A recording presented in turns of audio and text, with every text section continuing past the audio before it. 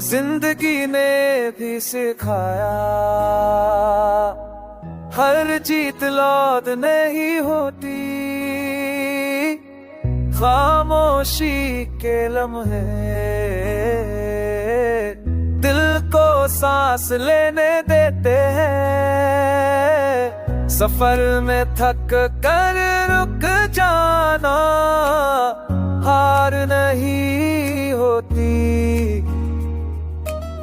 यादों का सिलसिला रुकता नहीं, बस धीमा हो जाता है।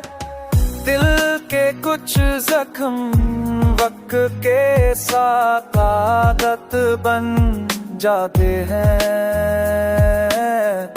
रात जब गहरी होती है, सकज ज्यादा करीब आ जाता है।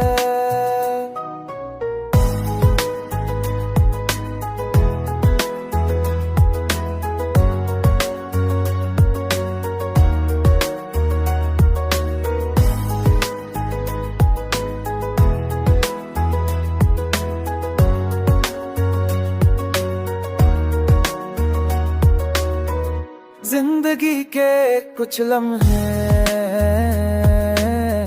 सिर्फ महसूस किए जाते हैं, आँखों के ख्वाब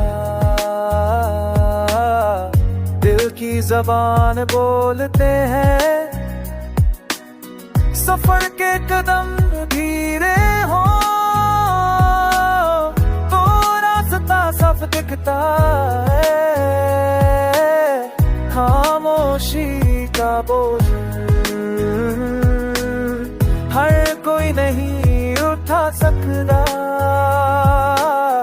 वक्त के साथ लोग दर्द